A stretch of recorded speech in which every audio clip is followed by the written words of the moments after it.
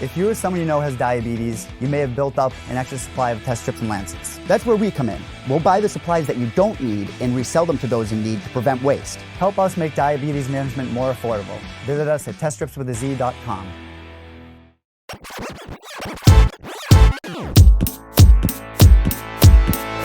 All right, back on the show is one of the big winners from last weekend. Defeated Jack Hermansson via TKO in the second round of the main event of UFC Copenhagen. Happy to welcome back the Killer Gorilla. Another big win for Jared Cannonier. How are you, man? I'm doing good, Mike. I'm doing real good. Sitting up here at the cheese, I'm feeling good. Cheesecake Factory, would you have in there? Well, I just ordered some. What did I get? They call it a brick chicken. Ooh. So we're gonna see what that's all about. How have you been eating over the last 6 days? I know you cut to middleweight, you got the win, so now it's just, are you kind of feasting at this point? So bad. I feel so bad, and I can't really work out right now because I'm waiting to get results read for MRI and X-ray I had done. So I feel bad, man. But I'm happy, I'm not eating too bad, but it ain't good. Well, we know how you're eating and we know how you're feeling. In that sense, you're enjoying the fruits of your labor, so to speak. But talk about how it all feels 6 days later. You go in for the main event. You're on the poster. We talked about how cool that is. You go in there and you finish Jack Hermansson, get a big win. How does it all feel 6 days later? Feels pretty normal now. As soon as I get back home, it's business as usual. All right, Daddy's home. Daddy do some homework. Daddy do this. You know what I'm saying? So it's normal now. The family is having a family is very grounding in that regard. So back to business, waiting for these injuries to heal up so I can get back to training. Yeah, with family, it doesn't matter how long the flight was. Doesn't matter, how long you're in a fight for. It doesn't matter if the first round was tough on you. You gotta get right back at it, right? Yeah. Yep. I got a potential knee injury. My wife is already saying, let's go to Disneyland. Let's go to the fair. I'm like, I ain't going to be walking around these places, limping around these places and stuff. So yeah, she already had me catching fish with a broken hand. So I told her I ain't doing that again. Oh, man. So talk about the fight. The first round was really interesting. Jack was kind of having his way for a little while. You were able to kind of steal the momentum at the end of that round. And then the second round was all yours leading up to the finish of that fight. Did anything surprise you in the first few minutes of that fight at all?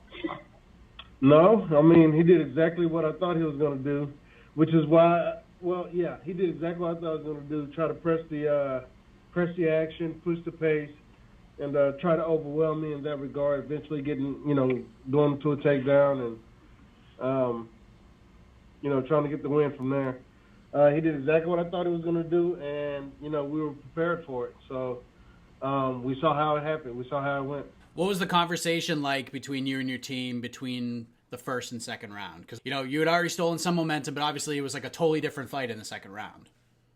Yeah. Well, I think my corners and my coaches, they knew what was going on when it was going on. They knew I was in complete control, that I could see everything, that I was aware of everything happening, that there was nothing, essentially just reassuring what we already knew. You know what I'm saying? There's nothing he can do to win this fight. It's only a matter of time.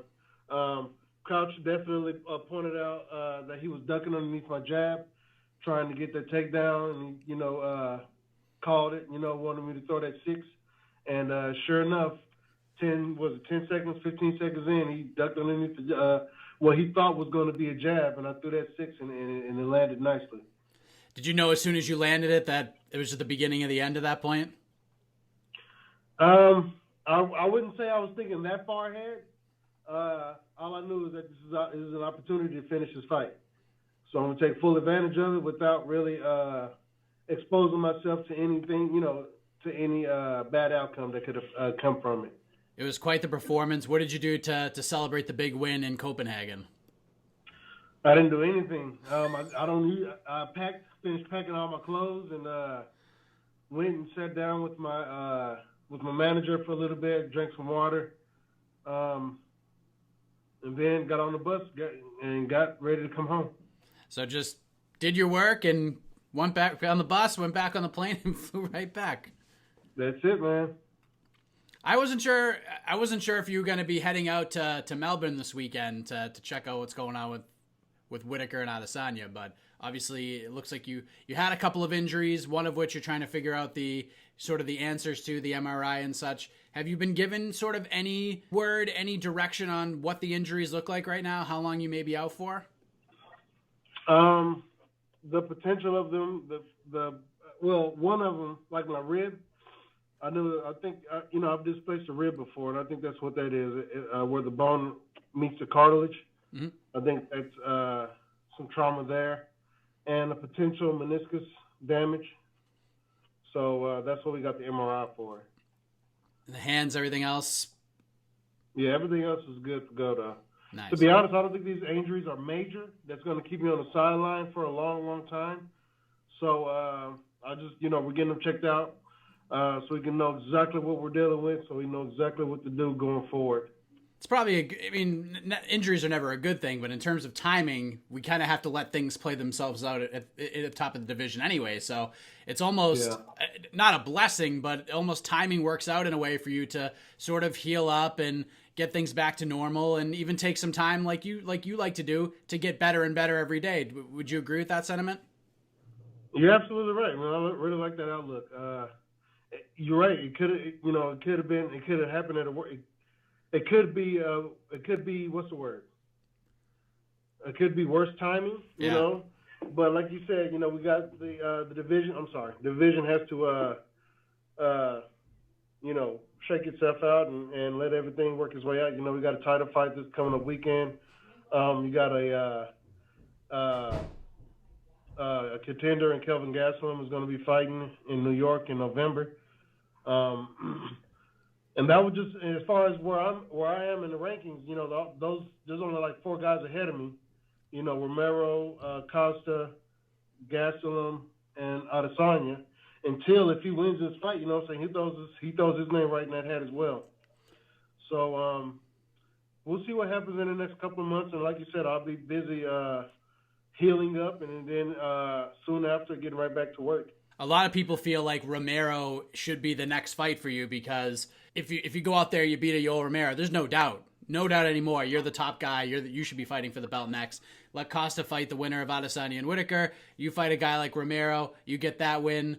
You're right there next in line. Do you agree with that? Do you think Romero's next, or do you feel like maybe the Gastelum, Darren Till winner would be best suited for you, or does it even matter at this point? I think all of the above. It doesn't matter. I think a fight with Romero would definitely put me right up there. In considering that, he has gone 1-3 in his last 4 fights. Of course, they've been with title against champions or title contenders. But I don't know. I'm just gonna let everything work itself out. Let the managers and matchmakers deal with what happens next. My managers I'm with one of the best management companies, First Round Management, and they don't pussyfoot when it comes to making these big deals like this. So I trust them. I'm trusting those guys with my career. I've trusted them with my entire career, as far as me fighting goes. So I trust them. I trust that they're going to come back with some lucrative numbers, to say the least, or interesting fights. Either one, it doesn't matter.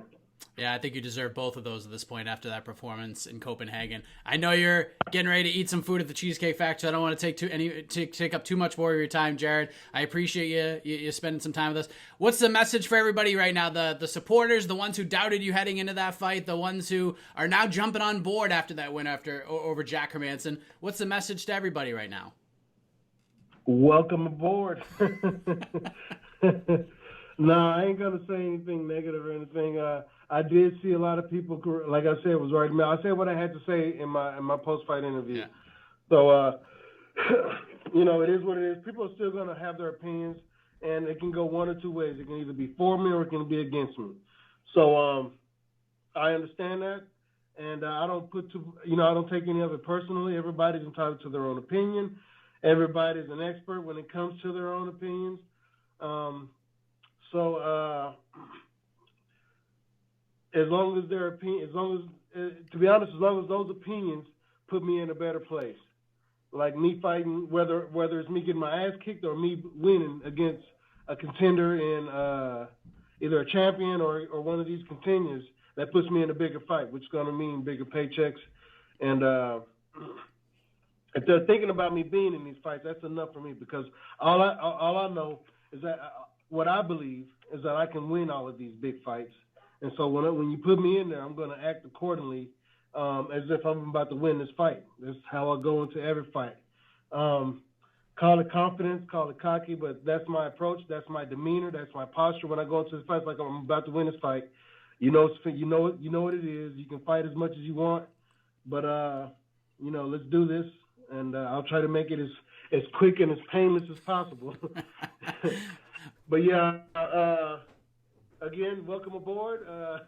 I think you guys will be inspired by the way I move. So, hi, hello. Hello, that's my son. You've inspired him, apparently, because he came down to hear the rest of us. And now he's jumping on the trampoline. So, you see, you've inspired him. You've inspired him to work out and get better every day. All right, so. I like his energy. Nothing good energy right there. Well, I'm going to go play dad, and I'm going to let you enjoy your lunch, man. So thank you for the time. Always appreciate it, and congratulations on the big win. Thank you very much. Thank you. You guys have a good one. Bye-bye.